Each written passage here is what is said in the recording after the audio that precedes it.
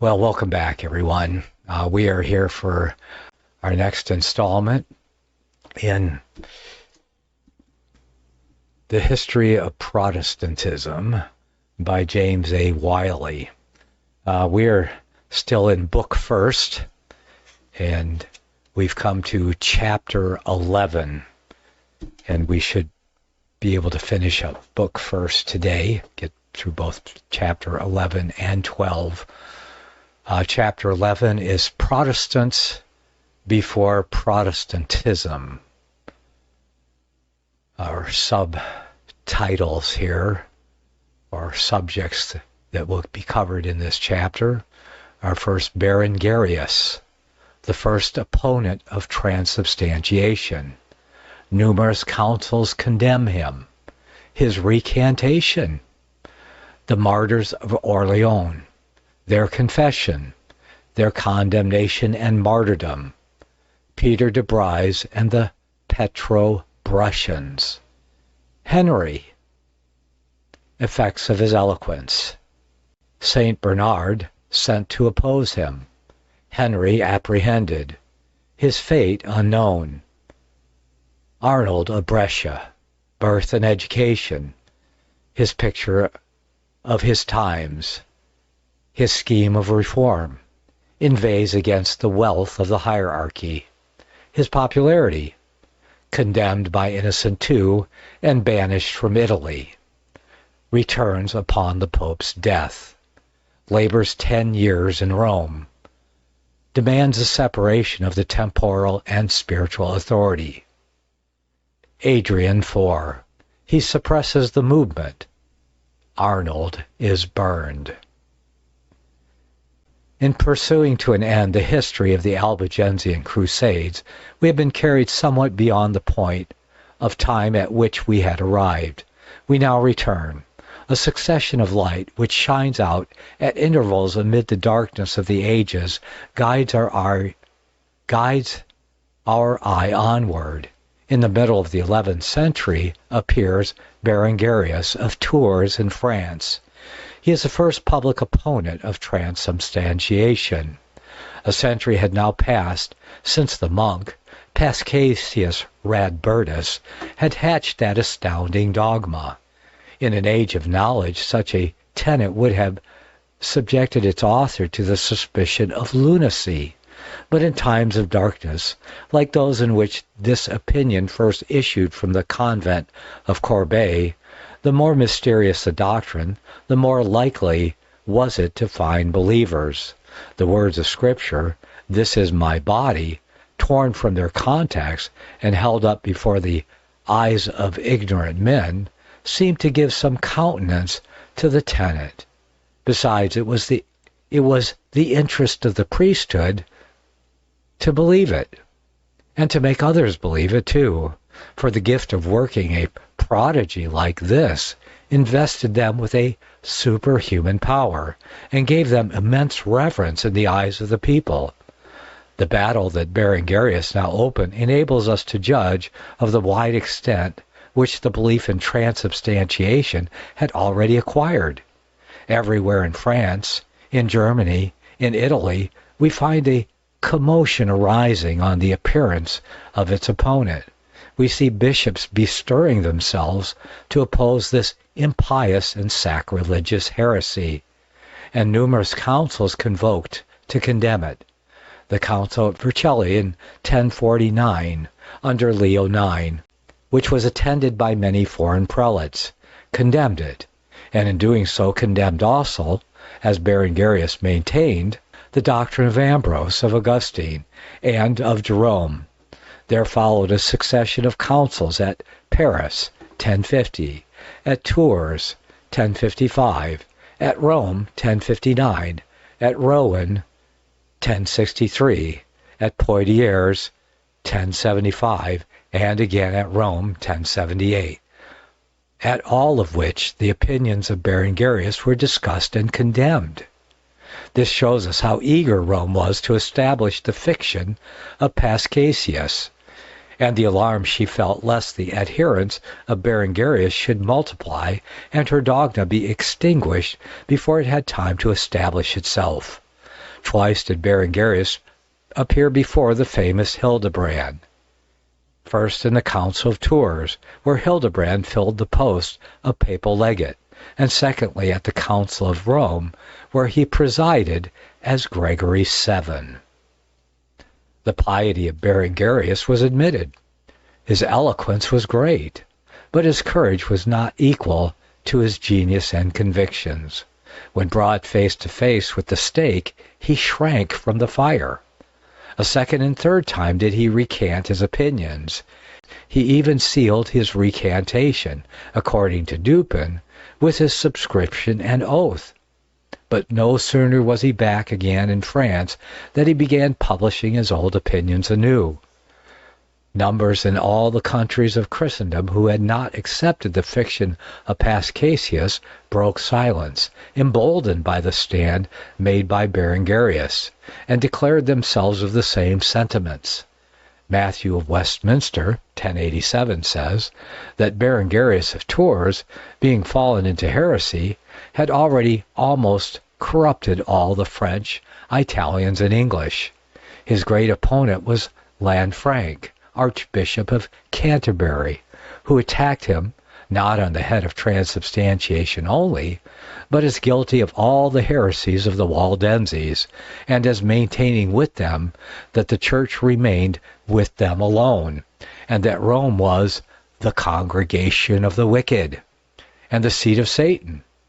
Berengarius died in his bed, 1088, expressing deep sorrow for the weaknesses and dissimulation which had tarnished his testimony for the truth. His followers, says Moshim, were numerous, as his fame was illustrious. We come to a nobler band. At Orleans there flourished, in the beginning of the 11th century, two canons, Stephen and Lissoy, distinguished by their rank, revered for their learning, and beloved for their numerous almsgivings. Taught of the Spirit and the Word, these men cherished in secret the faith of the first ages. They were betrayed by a feigned disciple named Arphast. Craving to be instructed in the things of God, he seemed to listen, not with the ear only, but with the heart also, as the two canons discoursed him of the corruption of human nature and the renewal of the Spirit, of the vanity of praying to saints, and of the folly of thinking to find salvation in baptism, or the literal flesh of Christ in the Eucharist. His earnestness seemed to become yet greater when they promised him that if, forsaking these broken cisterns, he would come to the Savior himself, he should have living water to drink, and celestial bread to eat, and, filled with the treasures of wisdom and knowledge, would never know want again. Arphast heard these things, and returned with his report to those who had sent him. A council of the bishops of Orleans was immediately summoned, presided over by King Robert of France. The two canons were brought before it. The pretended disciple now became the accuser. The canons confessed boldly the truth which they had long held. The arguments and threat of the council were alike powerless to change their belief or to shake their resolution. As to the burning threatened, says one, they made light of it, even as if persuaded that they would come out of it unhurt. Wearied, it would seem, with the futile reasoning of their enemies, and desirous to bring the matter to an issue, they gave their final answer thus: "You may say these things to those whose taste is earthly, and who believe the figment of men written on parchment. But to us who have the law written in the inner man by the Holy Spirit, and savor nothing but what we learn from God, the Creator of all, ye speak things vain and unworthy of the Deity. Put therefore an end to your words. Do with us even as you wish.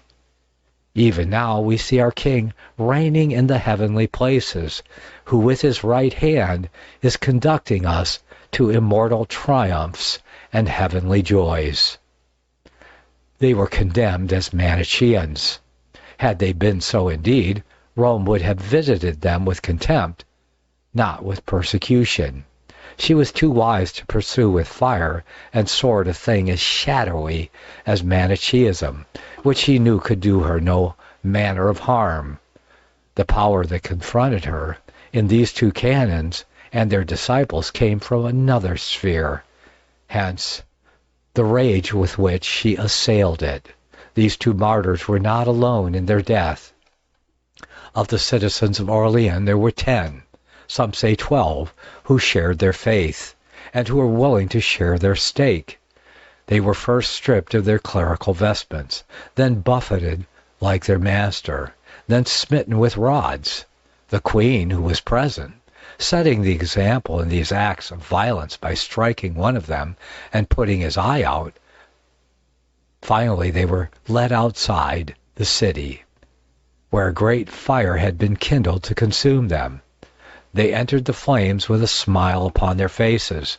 Together this little company of 14 stood at the stake, and when the fire had set them free, together they mounted into the sky. And if they smiled when they entered the flames, how much more when they passed in at the eternal gates. They were burned in the year 1022.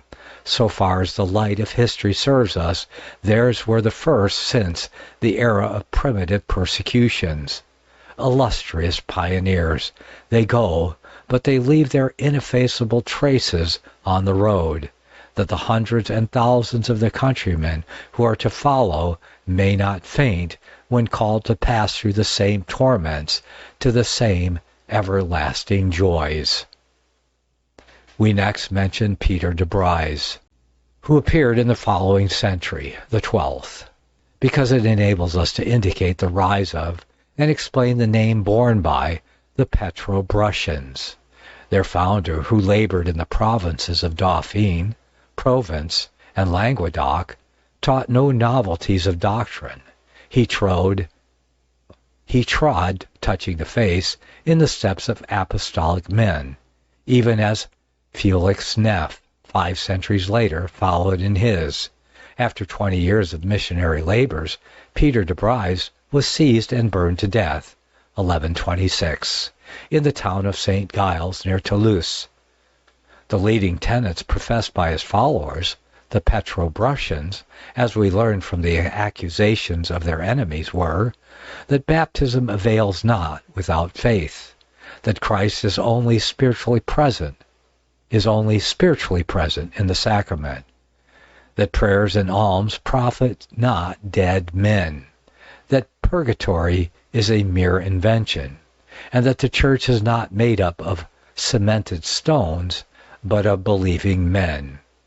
This identifies them, in their religious creed, with the Waldenses, and if further evidence were wanted of this, we have it in the treatise which Peter de Clugny published against them, in which he accuses them of having fallen into those errors which have shown such an inveterate tendency to spring up amid the perpetual snows and icy torrents of the Alps.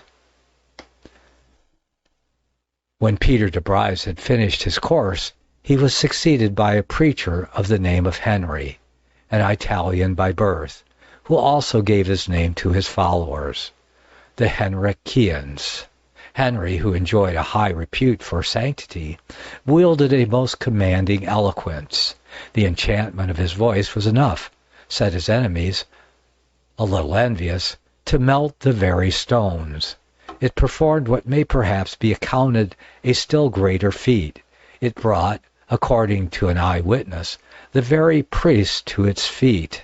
Dissolved in tears, beginning at Lucerne, Henry traversed the south of France, the entire population gathering round him wherever he came, and listening to his sermons. His orations were powerful, but noxious, said his foes, as if a whole legion of demons had been speaking through his mouth. St. Bernard was sent to check the spiritual pestilence that was desolating the region. and he arrived not a moment too soon, if we may judge from his picture of the state of things which he found there. The orator was carrying all before him, nor need we wonder if, as his enemies alleged, a legion of preachers spoke in this one.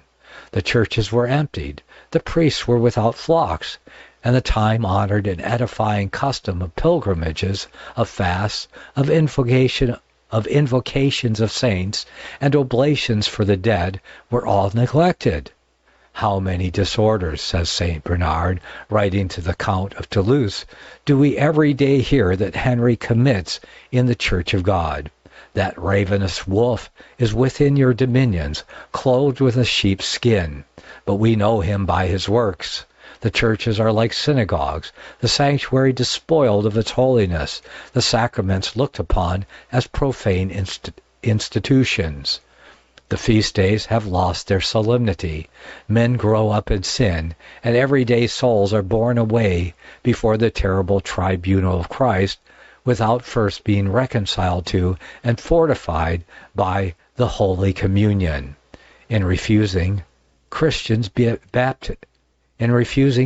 baptism, they are denied the life of Jesus Christ. Such was the condition in which, as he himself records in his letters, Saint Bernard found the populations in the south of France. He set to work, stemmed the tide of apostasy, and brought back the wanderers from the Roman fold. But whether this result was solely owing to the eloquence of his sermons may be fairly questioned, for we find the civil arm operating along with him. Henry was seized, carried before Pope Eugenius III, who presided at a council then assembled at Rheims, condemned and imprisoned. From that time we hear no more of him, and his fate can only be guessed at. It pleased God to raise up in the middle of the 12th century a yet more famous champion to do battle for the truth. This was Arnold of Brescia, whose stormy but brilliant career we must briefly sketch. His scheme of reform was bolder and more comprehensive than that of any who had preceded him. His pioneers had called for a purification of the faith of the Church. Arnold demanded a rectification of her constitution.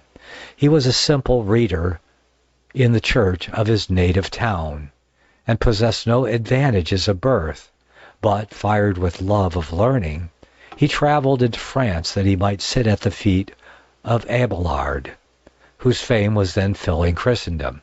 Admitted a pupil of the great scholastic, he drank in the wisdom he imparted without imbibing along with it his mysticism. The scholar, in some respect, was greater than the master. He was destined to leave traces more lasting behind him. In subtlety of genius and scholastic lore, he made no pretensions to rival Abelard, but in a burning eloquence, in practical piety, in resoluteness, and in entire devotion to the great cause of the emancipation of his fellow men from a tyranny that was oppressing both their minds and bodies, he far excelled them. He far excelled him. From the school of Abelard, Arnold returned to Italy, not, as one might have feared, to a mystic, to spend his life in scholastic hair-splitting and wordy conflicts, but to wage an arduous and hazardous war for great and much-needed reforms. One cannot but wish that the times had been more propitious. A frightful confusion, he saw, had mingled in one anomalous system the spiritual and the temporal. The clergy, from their head downwards, were engrossed in secularies. They filled the offices of state. They presided in the cabinets of princes. They led armies. They imposed taxes. They owned lordly dominions. They were attended by sumptuous retinues, and they sat at luxurious tables. Here, said Arnold, is the source of 1,000 evils. The church is drowned in riches. From this immense wealth flow the corruption, the profligacy, the ignorance, the wickedness, the intrigues, the wars and bloodshed which have overwhelmed church and state and are ruining the world. A century earlier, Cardinal Damiani had congratulated the clergy of primitive times on the simple lives which they led, contrasting their happier lot with that of the prelates of those later ages, who had to endure dignities which would have been but little to the taste of their first predecessors. What would the bishops of old have done, he asked, concurring by anticipation in the censure of the eloquent Brescian, had they to endure the comments that now attend the episcopate, to ride forth constantly tended by troops of soldiers with swords and lances, to be girt about by armed men like a heathen general, not amid the gentle music of hymns, but the din and clash of arms. Every day royal banquets, every day parade, the table loaded with delicacies, not for the poor, but for voluptuous guests, while the poor, to whom the property of right belongs, are shut out and pine away with famine. Arnold based his scheme of reform on a great principle. The Church of Christ, said he, is not of this world. This shows us that he had sat the feet of a greater than Abelard, and had drawn his knowledge from diviner fountains than those of the scholastic philosophy. The Church of Christ is not of this world. Therefore, said Arnold, its ministers ought not to fill temporal offices and discharge temporal employments. Let these be left to the men whose duty it is to see them, even kings and statesmen.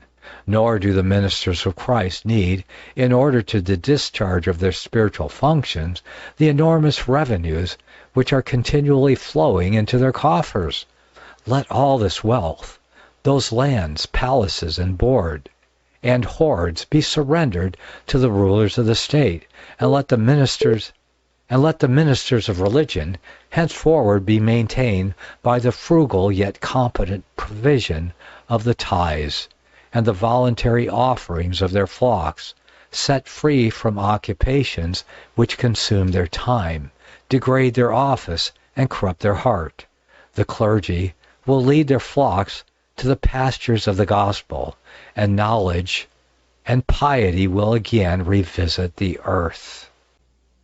Attired in his monk's cloaks and countenance stamped with courage, but already wearing traces of care, Arnold took his stand in the streets of his native Brescia, and began to thunder forth his scheme of reform. His townsmen gathered round him. For spiritual Christianity, the men of that age had little value. Still Arnold had touched a chord in their hearts to which they were able to respond. The pomp, profligacy, and power of churchmen had scandalized all classes, and made a reformation so far welcome, even to those who were not prepared to sympathize in the more exclusively spiritual views of the Waldenses and Albigenses. The suddenness and boldness of the assault seemed to have stunned the ecclesiastical authorities, and it was not until the Bishop of Brescia found his entire flock deserting the cathedral and assembling daily in the marketplace, crowding round the eloquent preacher and listening with applause to his fierce philippics, that he bestirred himself to silence the courageous monk. Arnold kept his course, however, and continued to launch his bolts, not against his diocesan, for to strike at one mitre was not worth his while, but against that lordly hierarchy which, finding its centre on the 7 hills, had stretched its circumference to the extremities of Christendom. He demanded nothing less than that this hierarchy, which had crowned itself with temporal dignities, and which sustained itself by temporal arms, should retrace its steps, and become the lowly and purely spiritual institute it had been in the first century. He was not very likely to do this at the bidding of one man, however eloquent. But Arnold hoped to rouse the populations of Italy and to bring such a pressure to bear upon the Vatican as would compel the chiefs of the Church to institute the most necessary and most just reform. Nor was he without countenance of some persons of consequence.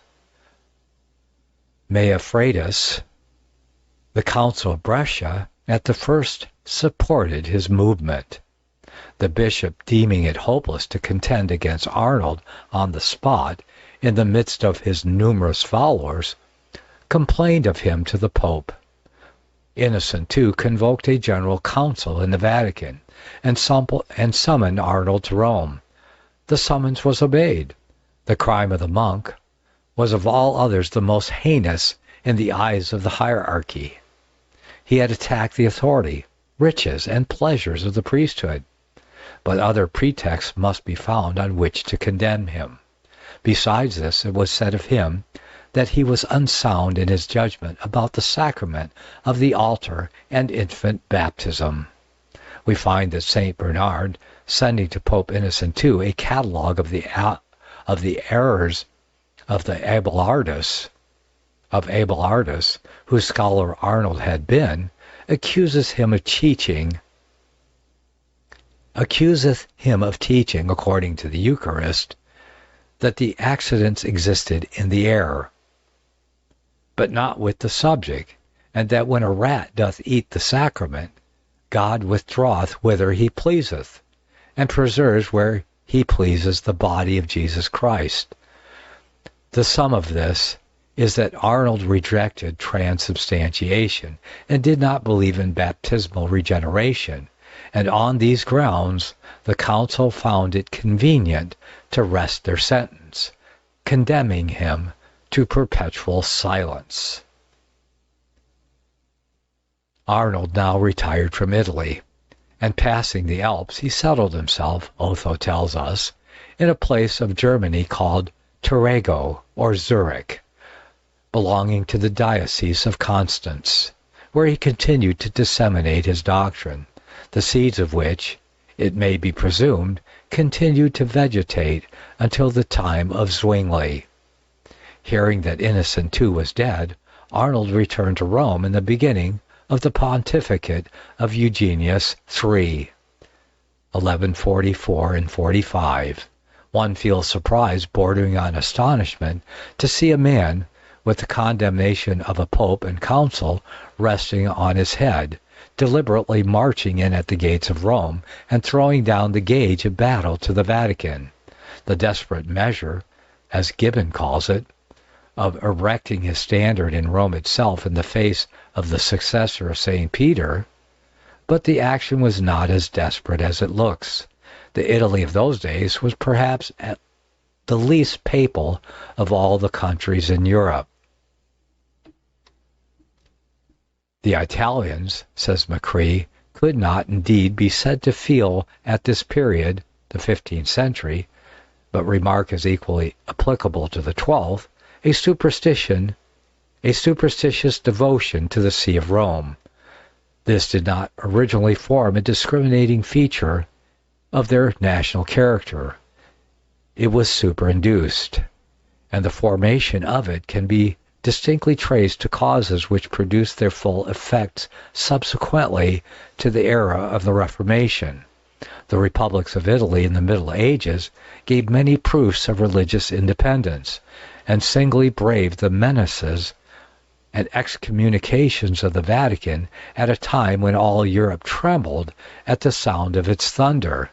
In truth, nowhere were sedition and tumult more common than at the gates of the Vatican. In no city did rebellion so often break out as in Rome, and no rulers were so frequently chased ignominiously from their capital as were the popes. Arnold, in fact, found Rome on entering it in revolt. He strove to direct the agitation into a wholesome channel. He essayed, if it were possible, to revive from its ashes the flame of ancient liberty, and to restore, by cleansing it from its many corruptions, the bright form of primitive Christianity. With an eloquence worthy of the times he spoke of, he dwelt on the achievement of the heroes and patriots of classic ages, the sufferings of the first Christian martyrs, and the humble and holy lives of the first Christian bishops. Might it not be possible to bring back those glorious times? He called on the Romans to rise and unite with him in an attempt to do so. Let us drive out the buyers and sellers who have entered the temple. Let us separate between the spiritual and the temporal jurisdiction. Let us give the Pope the things of the Pope, the government of the Church even, and let us give to the Emperor the things of the Emperor, namely the government of the state. Let us relieve the clergy from the wealth that burdens them, and the dignities that disfigure them, and with the simplicity and virtue of former times will return the lofty characters and the heroic deeds that gave to those times their renown. Rome will become once more the capital of the world. He propounded to the multitude, says Bishop Otho, the examples of the ancient Romans, who by the maturity of their senators' councils and the valor and integrity of their youth made the whole world their own. Wherefore he persuaded them to rebuild the Capitol, to restore the dignity of the Senate, to reform the order of the knights. He maintained that nothing of the government of the city did belong to the Pope, who ought to content himself only with his ecclesiastical. Thus the monk of Brescia raised the cry for separation of the spiritual from the temporal at the very foot of the Vatican. For about 10 years, 1145 through 55, Arnold continued to prosecute his mission in Rome. The city all that time may be said to have been in a state of insurrection. The pontifical chair was repeatedly emptied. The popes of that era were short-lived. Their reigns were full of tumult, and their lives of care. Seldom did they reside at Rome. More frequently they lived at Viterbo, or retired to a foreign country, and when they did venture within the walls of their capital, they entrusted the safety of their persons rather to the gates and bars of their stronghold of St. Angelo than to the loyalty of their subjects. The influence of Arnold meanwhile was great, his party numerous, and had there been virtue enough among the Romans, they might during these 10 favorable years, when Rome was, so to speak, in their hands, have founded a movement which would have had important results for the cause of liberty and the gospel. But Arnold strove in vain to recall a spirit that was fled for centuries. Rome was a sepulchre. Her citizens could be stirred into tumult, but not awakened into life. The opportunity passed, and then came Adrian IV, Nicholas Breakspere, the only Englishman who ever ascended the throne of the Vatican. Adrian addressed himself with vigor to quell the tempests for which 10 years had warred around the papal chair. He smote the Romans with interdict. They were vanquished by the ghostly terror.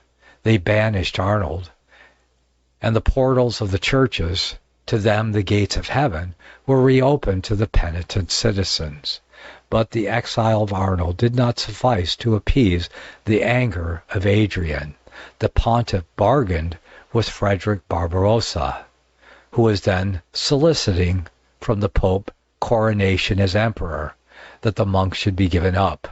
Arnold was seized, sent to Rome under strong escort, and burned alive. We are able to infer that his followers in Rome were numerous to the last, from the reason given for the order to throw his ashes into the Tiber, to prevent the foolish rabble from expressing any veneration for his body.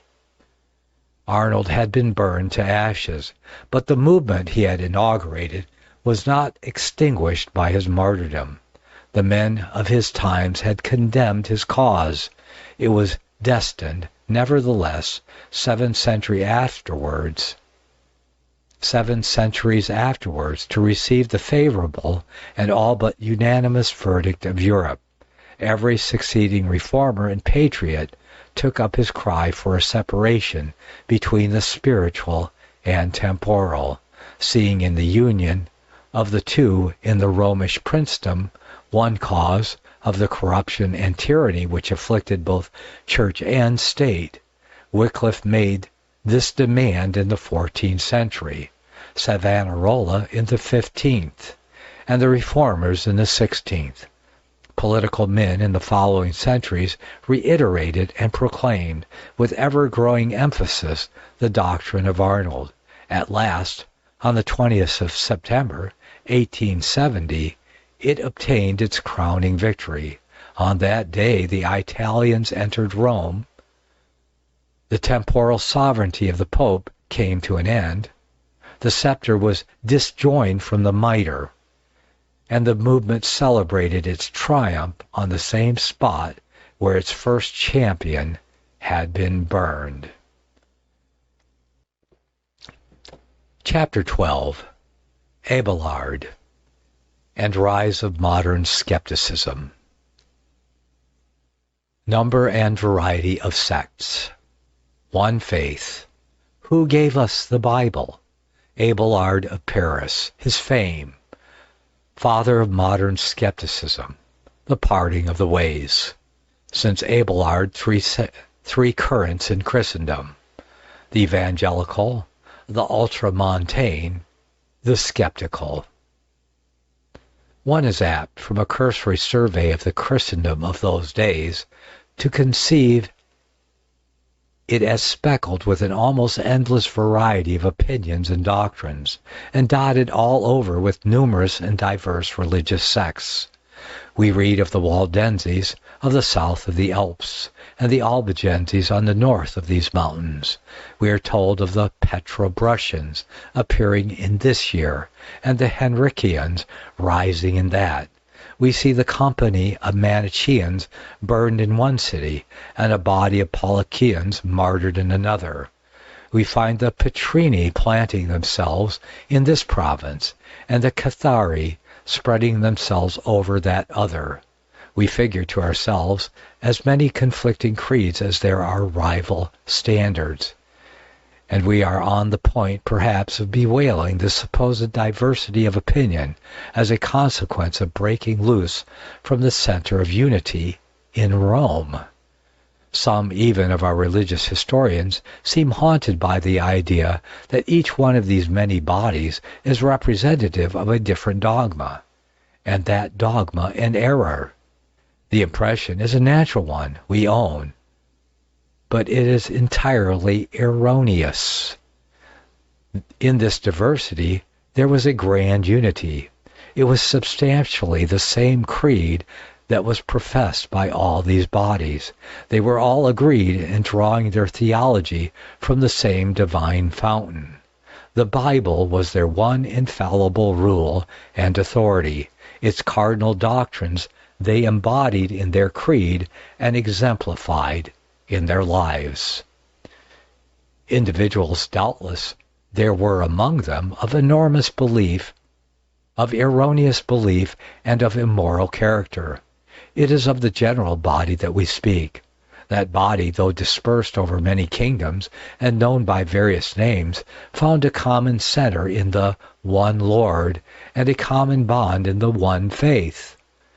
Through one mediator did they all offer their worship, and on one foundation did they all rest for forgiveness and the life eternal. They were, in short, the church that Jesus said he would build, the one church doing over again what she did in the first ages. Overwhelmed by a second eruption of paganism, reinforced by a flood of Gothic superstitions, she was essaying to lay her foundation anew in the truth, and to build herself up by the enlightening and renewing of souls, and to give to herself outward visibility and form by her ordinances, institutions, and assemblies, that as a universal spiritual empire she might subjugate all nations to the obedience of the evangelical law and the practice of evangelical virtue. It is idle for Rome to say, I gave you the Bible, and therefore you must believe in me before you can believe in it. The facts we have already narrated conclusively dispose of this claim. Rome did not give us the Bible. She did all in her power to keep it from us.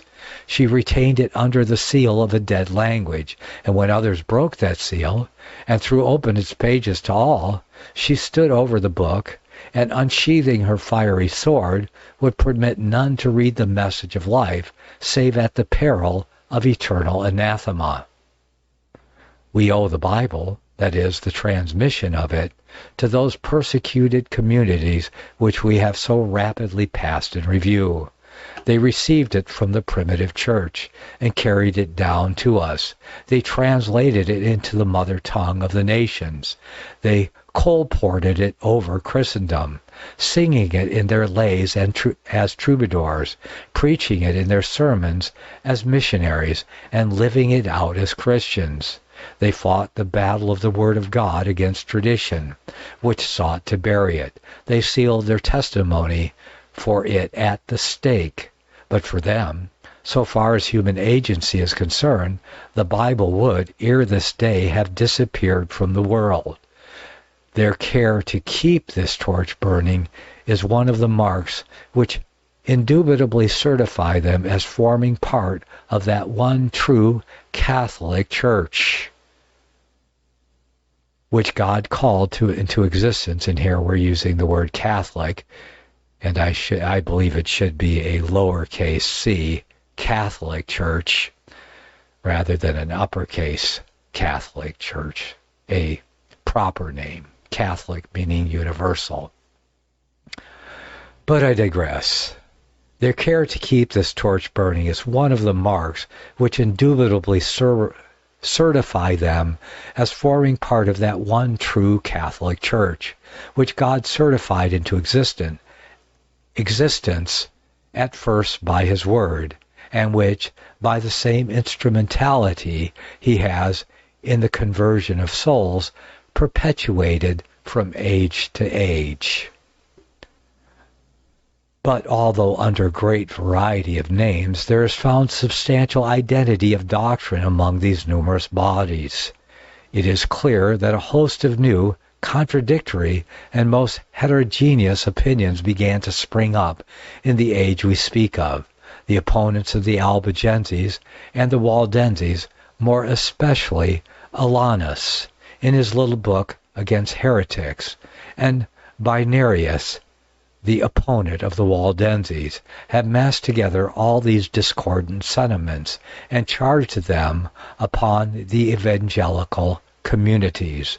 Their controversial tractates, in which they enumerate and confute the errors of the sectaries, have this value even, that they present a picture of their times, and show us the mental fermentation that began to characterize the age.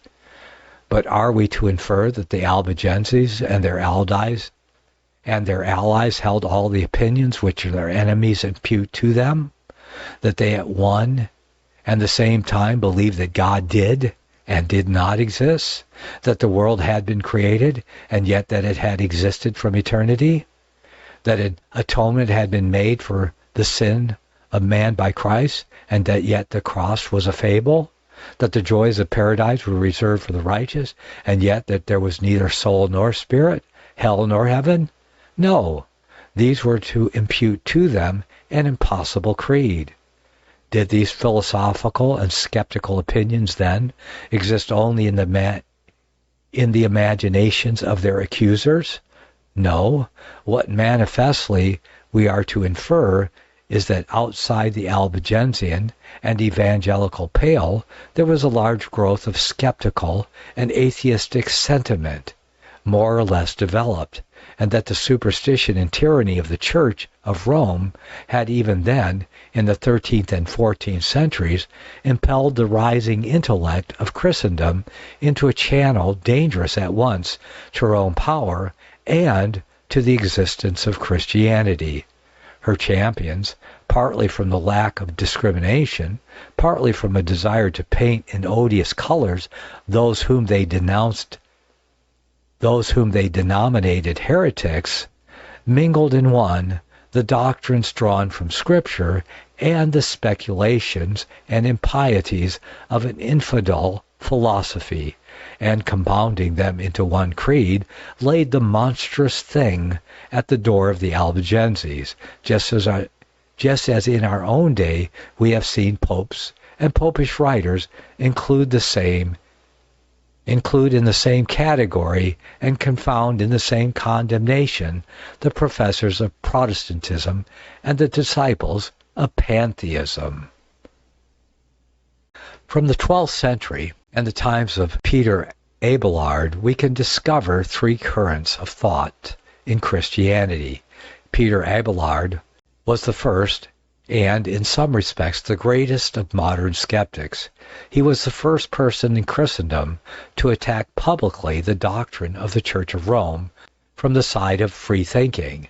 His skepticism was not the avowed and fully formed infidelity of later times, but he sowed the seeds, but stated the mind of Europe, then just beginning to wake, on the path of doubt and of philosophic skepticism, leaving the movement to gather way in the following ages.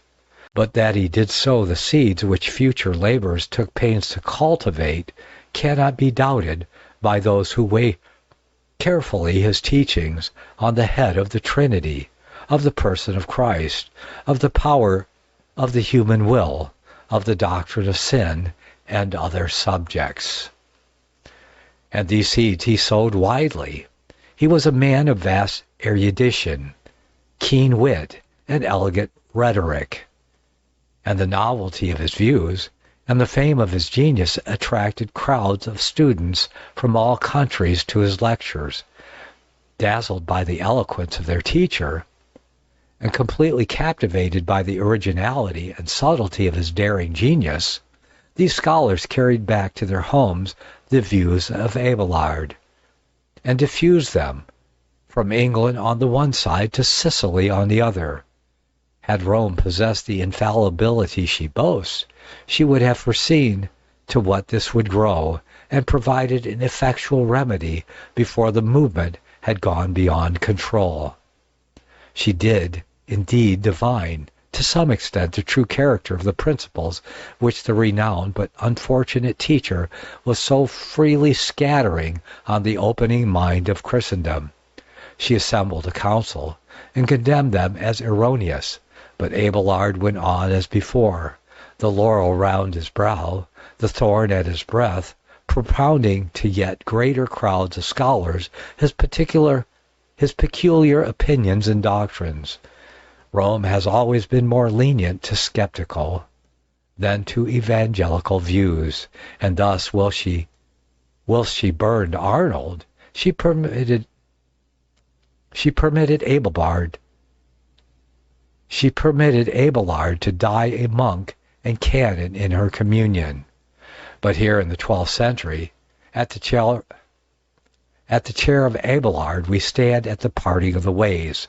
From this time we find three great parties and three great schools of thought in Europe. First, there is the Protestant, in which we behold the divine principle struggling to disentangle itself from pagan and Gothic corruptions. Secondly, there is the superstitions, which had now come to make all doctrine to consist in a belief of the Church's inspiration and all duty in obedience to her authority. And thirdly, there is the intellectual, which was just the reason of man endeavoring to shake off the trammels of Roman authority, and go forth and expiate in the fields of free inquiry.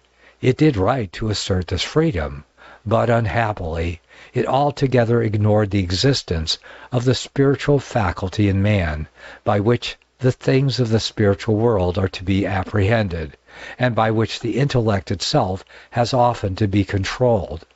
Nevertheless, this movement, of which Peter Abelard was the pioneer, went on deepening its current century after century, until at last it grew to be strong enough to change the face of kingdoms and to threaten the existence not only of the Roman Church, but of Christianity itself.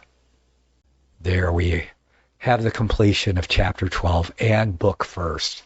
Next time, we will begin book second, Wycliffe and His Times, Advent of Protestantism, with chapter 1, Wycliffe, His Birth and Education.